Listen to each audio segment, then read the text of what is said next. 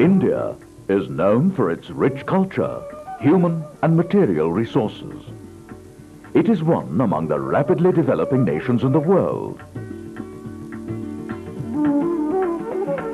The progress it has made in the field of science and technology, communications, industry, agriculture, space research, nuclear energy, all reveal to the world its capacity to plan and achieve progress and prosperity.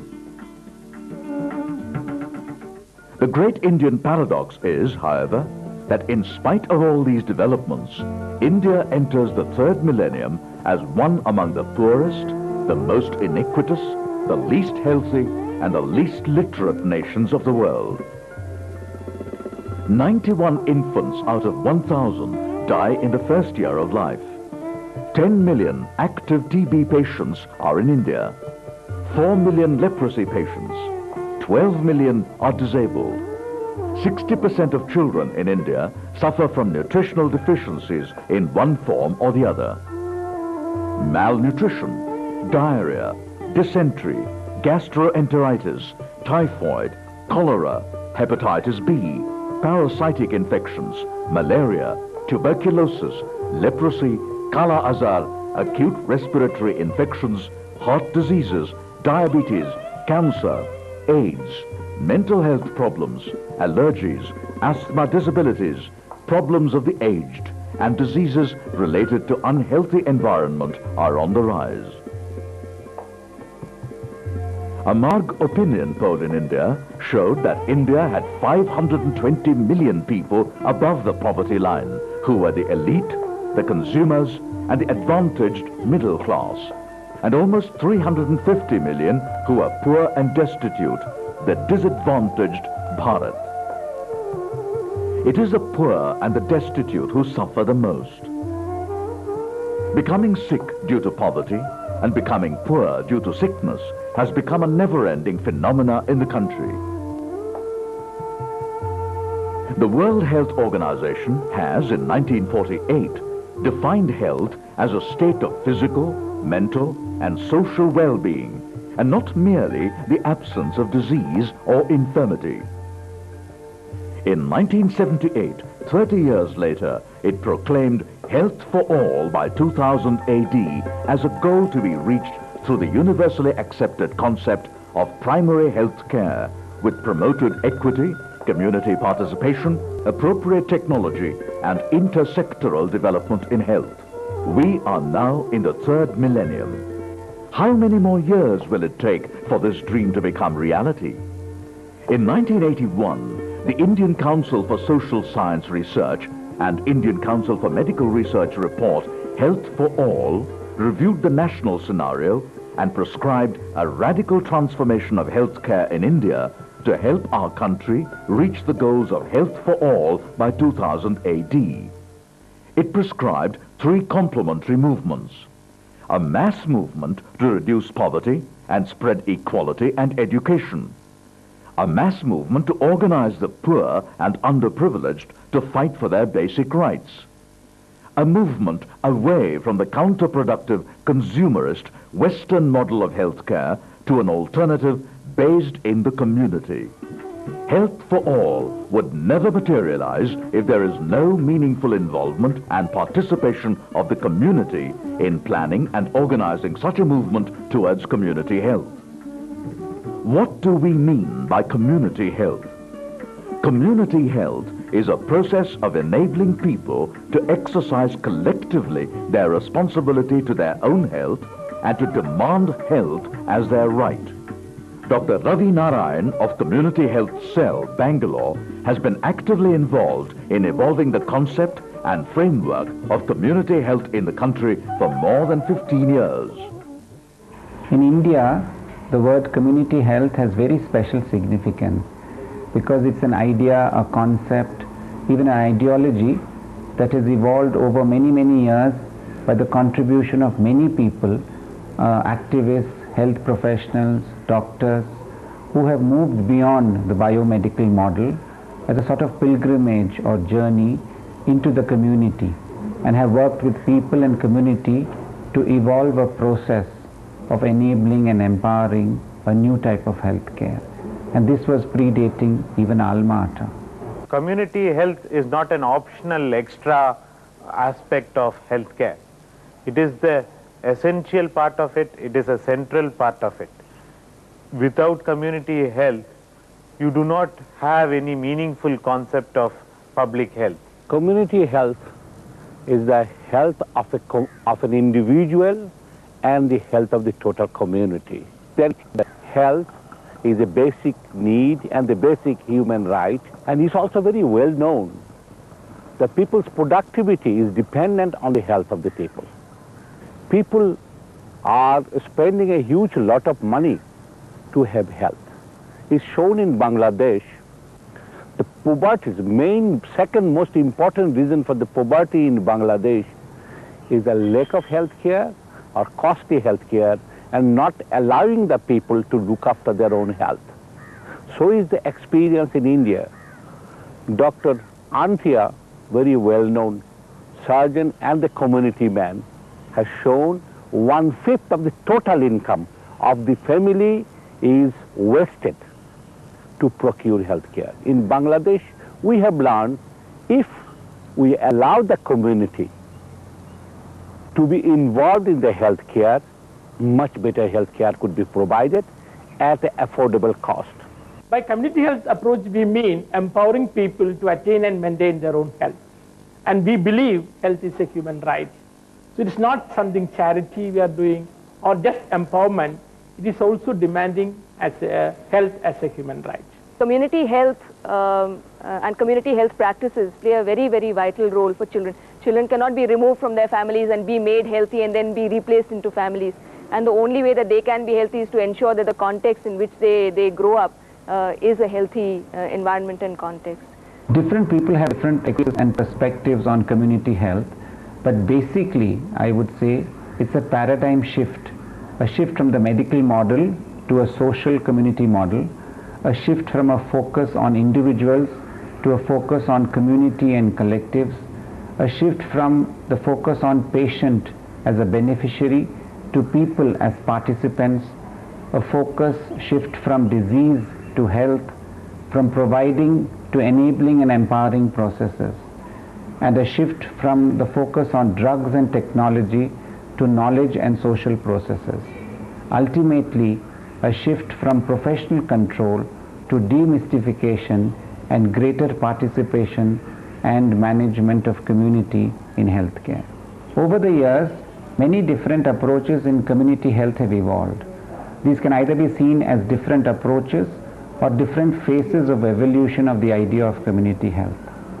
The first would be called the medical approach, in which people who are doctors and nurses move beyond medical hospitals, dispensaries, and go into the community with medical care, a sort of community medicine.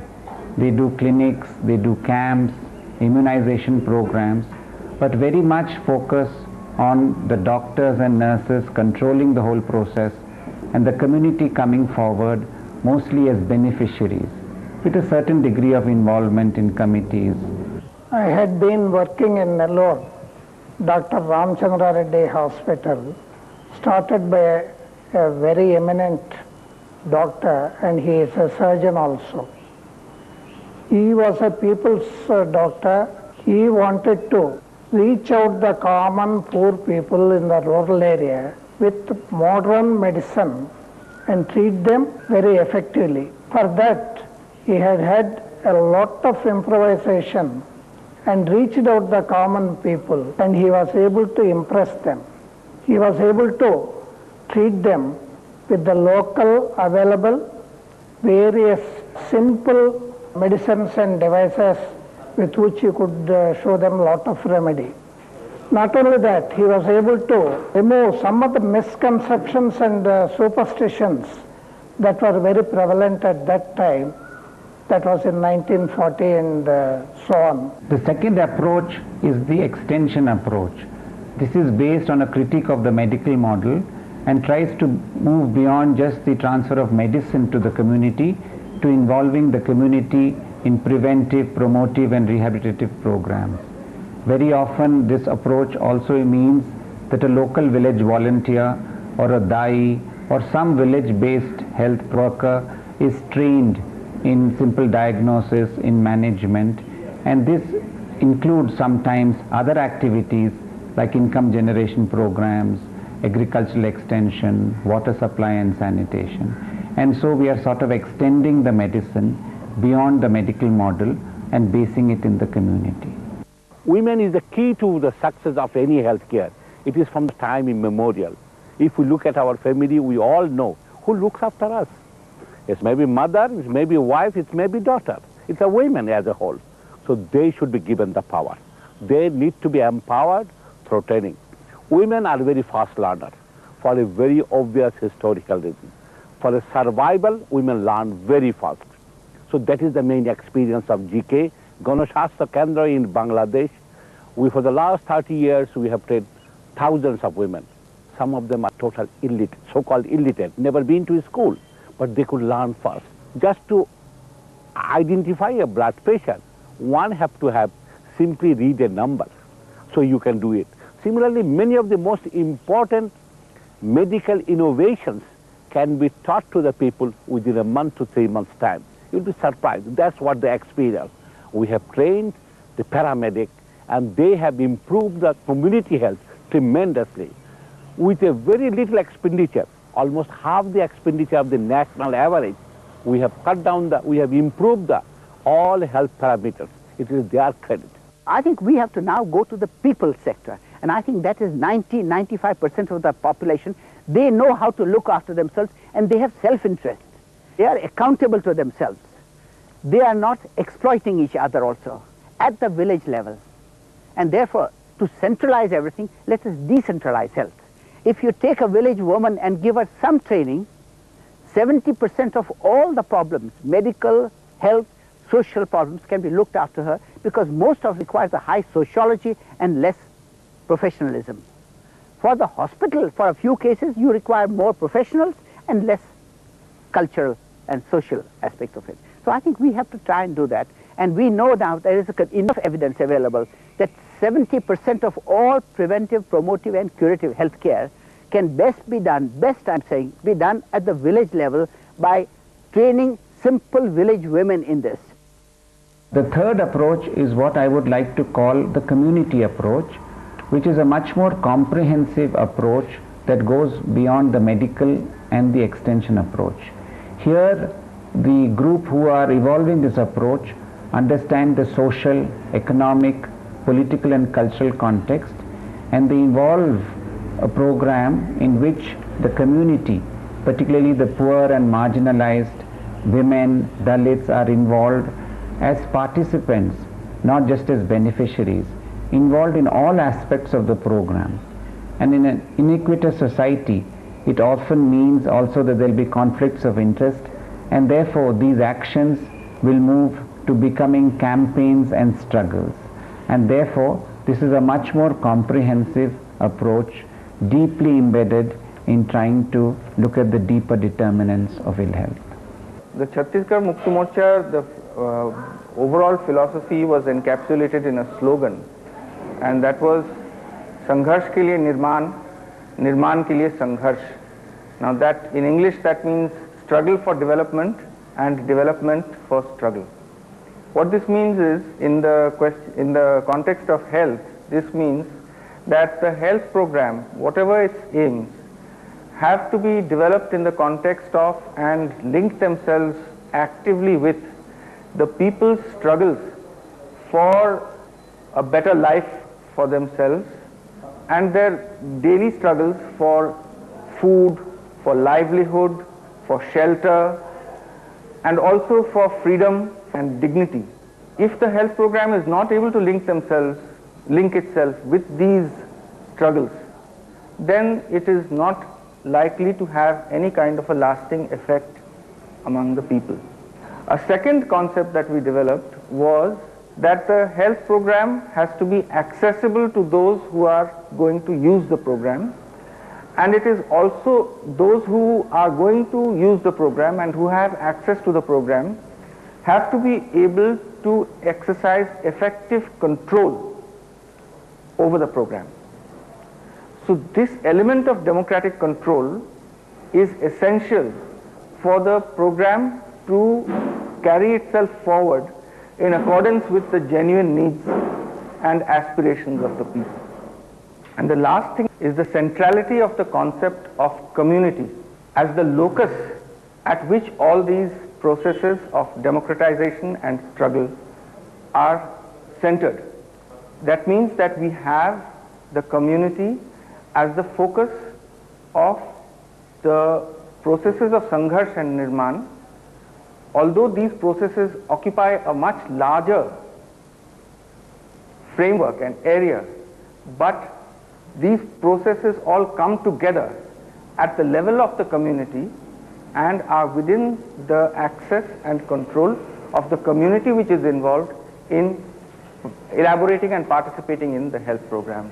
Our community health program took into consideration the root causes of diseases. So when we taught our health workers, they also were aware that only the medicines could not heal or take care of all their problems, because they were poor people from the villages, and health worker was one among the people. She told me, how can I tell to eat nutritious food in the villages, but we have no money.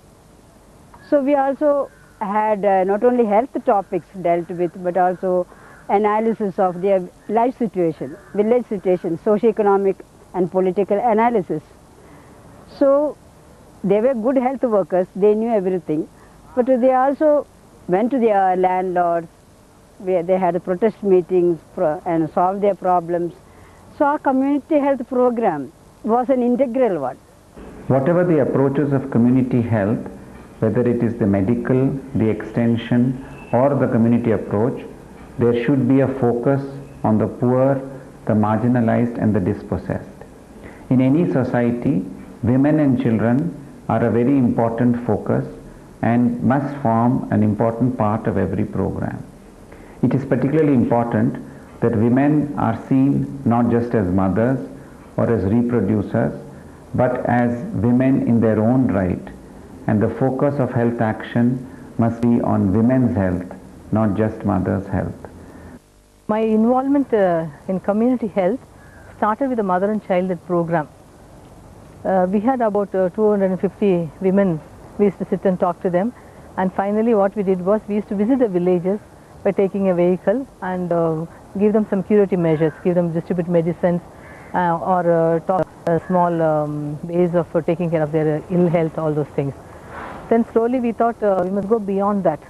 So we started the preventive measures, wherein we used to give them some health education and ask them to grow some herbal garden in their own setup, and they can use their that Natu Vaidyam, they say like that, they used to take care of their own health. We started forming small groups of women, like about 20 people and 30 people slowly joined the group, and neighboring villages also, they used to come and flock, and then they thought something good can come out of these small groups. With that was a process of empowering women especially.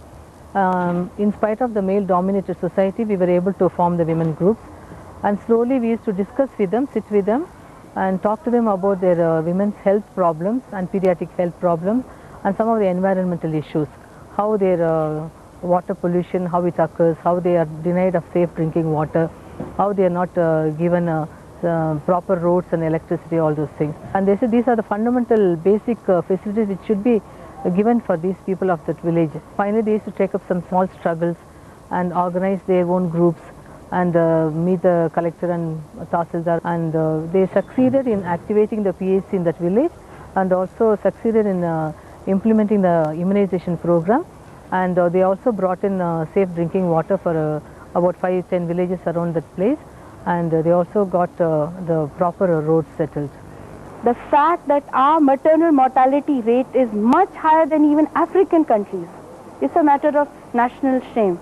And the fact is that there are more than 5 million women missing, and the increasing sex determination, female feticide, infanticide, killing with poisoning, burns, etc. This phenomena. Actually, children and their health, because of the particular vulnerability of their age group, they can only be seen within the community and the community's context. So child's health is a sort of index, as we know, of the health of the whole community and what sort of systems it carries for caring. And it's a very sensitive index, therefore infant mortality rates and under 5 mortality rates, how much malnutrition is prevalent, is used widely as an index of development on the whole. So it is very, very intimately related to community health practices, systems, etc.